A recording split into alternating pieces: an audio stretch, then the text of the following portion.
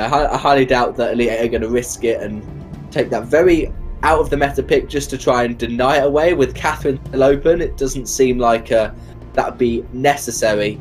So other than Weapon Kestrel, perhaps they could go for the Vox because that is more comfortable. We know that Elite 8 do like to play their Vox, and so that's definitely a possibility. We are going to find out what that last pick is going to be, and I still think that despite anything that Elite 8 are going to pick, we're still going to see a Grace last pick for Infamous. Yep, and so we're just weighing on it here. There's for Arden, and so back to where we were previously, and quite a few options still left open here. I mean, the Black Feather was banned out, however, which could have been preferred. Or we've seen quite recently Black Feather picked up a lot in the jungle slot, but they're going to go with that Grumpjaw instead. Grumpjaw did get a nice buff.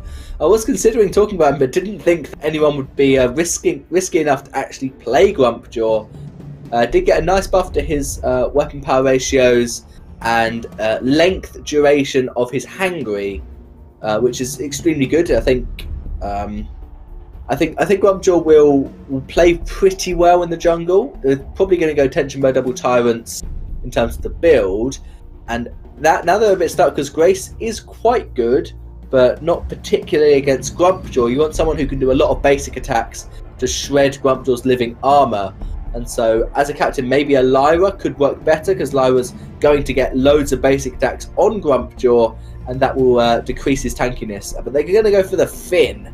So that's a big tank, big troll who cannot be eaten, perhaps to try and body block if Grumpjaw decides to use his stuffed in close quarters. And also, obviously, there's likely to be an echo on that Force to Court to try and... That we might see more than likely. We've seen before just how powerful these glaives can get. Early game, just into mid, great transition. And I think that if you can leave Chingy in that situation where he's in a 1v1, is more than likely going to be able to win it out. Yeah, and Infamous going for the aggressive rotation. It turns out, as B-side, you have to go for the Elder Trinket. That's every game so far in this series. And Finn is just having a little tussle with Arden in the lane. It looks like... It looks like what SCMC wants is that captains now rotate into jungle more, but we've now turned captains into laners. As you can see, both captains seeing how well they can last hit with in the absence of their laners. Scarf's going to do a little bit of damage, and it looks like both... Actually, Shingy's going to come up to lane. I did not expect Shingy to be this aggressive. There's the boots. Everyone's got boots on the side of Infamous. That's a CC chain. That will be a dead Hunyega's first blood going over to Infamous. It was interesting at the start that all three members picked up boots. That was to try and get to the Elder Trinket as quickly as possible. Speaking of the Elder Trinket, they're going to do another rotation down to it. And obviously on Glaive, it is vital to have those boots because you just boots in, easy afterburn to get Scarf out of position, and the CC chain, Celeste can land her core collapse. And it's really good start from Infamous. It looks like they're going to go for another jungle rotation. Both laners just rotating through the jungle together. Spaghetti already on 20 CS, so there's an awful lot of what is it? Hyper carry being used on Spaghetti. He's got every single jungle farm apart from 3. So the CS is pretty even between the two teams, but Infamous are just going for a complete focus onto just Spaghetti.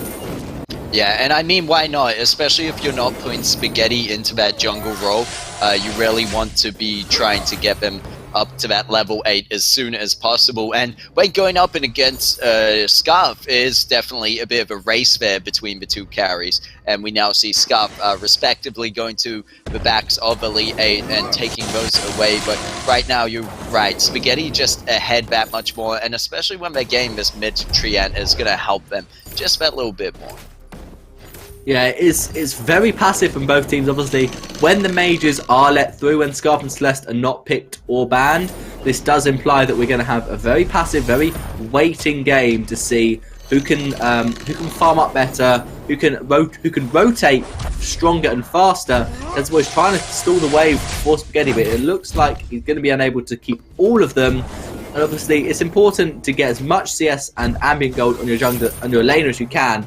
But the problem with doing that is you leave a possible first turret for your enemy to get, and Finn has got as much CS as Glaive at the moment. So yeah, Spaghetti's really got to play this as well as he can, and I would be very surprised if Tezzaboy doesn't use the pull to keep Spaghetti alive, because it's just so obviously a hyper carry comp at the moment, and that if Spaghetti dies, their comp falls apart. Whereas if Official Hein doesn't actually steal that tree in a way, but whereas if Hunyegas dies, Official Hein is still got a bit of farm, so he can still actually try and kill Spaghetti and Chingy. Yeah, and now we see Glaive picking up that tension bow, and you're right, it is more Chingy on that Glaive is going to have to be there more to for the afterburn for sake, and just the early game just burst damage there from that tension bow. But towards the late, I could see Chingy maybe being a bit more especially if things start to go in favor of Infamous, Chingy to be a bit more of a damage dealer in the team of Infamous, and another second threat they have to deal with. So I would say towards late, maybe Spaghetti, even if they do go down, leaving Chingy alive on that backline could be very devastating as well. Yeah, that is true. Tension bow proc can really hurt if the team fight goes on for quite a while. Glaive's going to get multiple tension bow procs, and so obviously that's something you need to be worried about. And it's just really odd to see Spaghetti 5 minutes in is already on 63 farm, and he'll be on 70 pretty soon. He also is waiting for this tree to spawn. There it is. And Finn is being the new laner for Infamous. He's already on 8 CS, probably going to get 9 by securing this 1 million. And he's definitely trying his best, trying out for the new laner position of Infamous. And it looks like Elite8 wants to push this turret. Yep, there's going to be a fair bit of aggression onto that turret with all 3 members of Elite8 up in the lane, but Infamous responding to it now. Spaghetti and Chingy finish clearing that jungle. Might be looking for some return aggression because they know Hunyegas is going to want to go back to the jungle. However, Hunyegas staying to defend this turret, making the better decision, doesn't want to give over too much early damage just yet. And Infamous realizing that they're not going to waste any more time here and going straight back to a rotation, but both teams just putting so much pressure on the lanes right now. I think it's really a good strategy to abuse when you know that the laners always want to be going back to the jungle to get hyper carried, that you're going to have an easier time putting pressure onto the lane and pushing for some early turret damage. And right now we see Afterburn going, and Quibble does miss from Tezzaboy. However, Anime Save Me able to get out there nice and safely. Meanwhile, Official Hein waiting in the wings. It's going to go on to Chingy. Is going to use Stuffed as well and pulling him back into the rest of the team called by Elite8. Goop was put down instantly, followed up by the Spitfire. Great synergy there coming out by Elite8 as they pick up a double kill and move on to this turret. Spaghetti left alone. What can they do? They use the Core Collapse. They're trying to get away with the Heliogenesis. They managed to trade out the kill with Grumjaw, but it's going to be the ace of and more than likely the first turret. Basically, Scarf was trying to 1v1 the turret versus the turret barrier, and Hunyegas took like 3 turret shots and 3 basic attacks just trying to take it down, and the barrier went, nope, wait for your minions and then you can take me down. But yeah, Spaghetti, even though he was being hyper carried, hadn't quite spent the gold to be able to pretty much 1v3 at the end there. I was very surprised when Official Hein ate Chingy. There was a Core Collapse was available for Spaghetti, and Spaghetti just didn't use it to try and keep Chingy alive. So Chingy obviously put down on top of the goop, that was then ignited, Chingy deleted instantly. I was very surprised Spaghetti didn't use that Core Collapse to try and keep Chingy alive, because I don't think there was a Crucible, but there definitely wasn't a block on Official Hein, so they would have had to use Crucible just to stop the Core Collapse. Tezzaboy will find Official Hein, but the Quibble doesn't land, and there's no stun up on that yet, as Tezzaboy's still sitting back at level 5, but we'll see Spaghetti already hitting that level A is going to have extra range, and Hunyegas respectively as level A as well. But it's going to be Anime Save Me who already goes level 6, going in with the Gauntlet, manages to catch out Chingy, but isn't going to really get the kill there. And in fact, Official Hein taking more damage than anyone in that team fight, and Elite8 being forced to back out of there. And right now, it looks like you saw that was definitely down to vision, which now Boy realizing that buying up a lot of flares does not want to let Grumpjaw to easily get onto the backline as they were before, because there's just such a good, I guess, synergy between Elite 8. Once the stuffed was landed, you could see the goop went down exactly in the right place and was ignited instantly as soon as Chingy came out. So he got that ignite damage as well as the burn damage, got taken down instantly, and it just opened up a good path for them to go on through without having to worry about getting afterburned out of the way. They could just go on through with the Dragon's Breath and push their way through to get that first turret. Meanwhile, well, keeping their own turret fairly healthy at the point. Yeah, definitely. Infamous are behind on the objective, but 9 minutes, 3 completed items for Spaghetti. This is why they've decided to hyper carry him, so that he can get as much damage as possible. And it looks like he's probably going to try and get a piercing shard before 10 minutes, maybe. But then again, Jaegers has seen what's been going on and has copied it, basically. He's just copy-paste. If you're going to take all the farm away from your glaive, I'm going to take all the farm away from my Grumpjaw. And now it becomes 2 hyper carry mages up against 2 kind of useless supports with CC.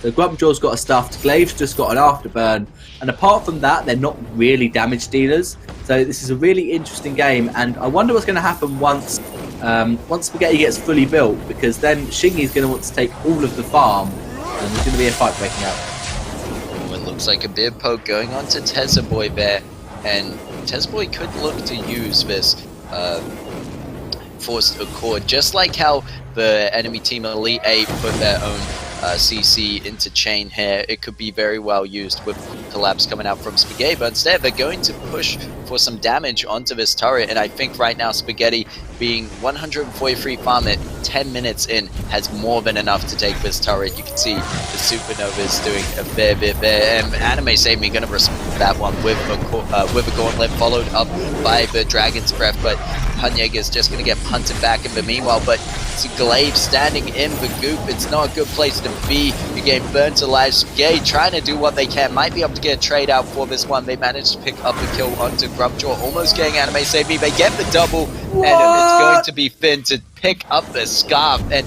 this was what I was wondering. You could see, although Hunjegers was like, okay, you did this, I'm going to copy paste you, like copying, it was still Hunjegers was on the back foot. They were behind just a step, and Spaghetti already had, I'm not sure, tattoo boots didn't really matter in that situation, but you can see overall the item trend that there's the fusion that Spaghetti had in that pocket, and Hunjegers did not.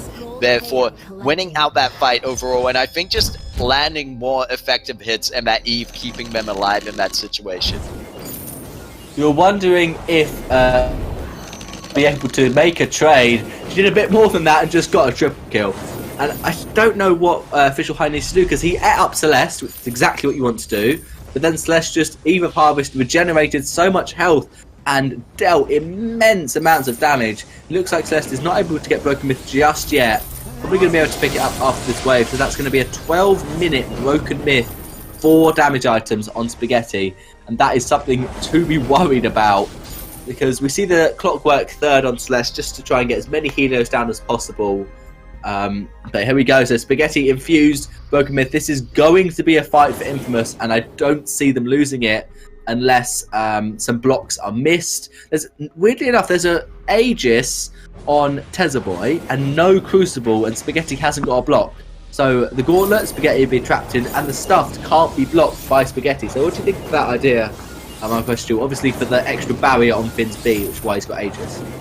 Yeah, I did realize that pickup of the Aegis, and it is a bit interesting to see Boy do so, of course, as you mentioned, for the extra barrier. However, it leaves Spaghetti in a very risky position by not having their own block up. Well, we see the reflex block just picked up then, but previously, if they had got themselves in a team fight and stuff was landed on Spaghetti, I believe that would be the only way Elite 8 could turn that around, if Official Heim was able to get onto that backline and then bring Celeste back towards the rest of You say that, but that's exactly what happened in the previous team fight. Spaghetti was eaten up, they killed Glaive, they didn't kill Finn because Finn takes too long, and then once Spaghetti was put out of the stuffed Ultima, he just destroyed everyone, because he was put out on top of Scarf, but Celeste just had more damage having that infusion, and it was really odd. But I think what they need to do is they need to eat Glaive. Obviously, you can't eat Finns. They have to eat Glaive, get rid of that CC, and just try and dive Celeste as much as possible.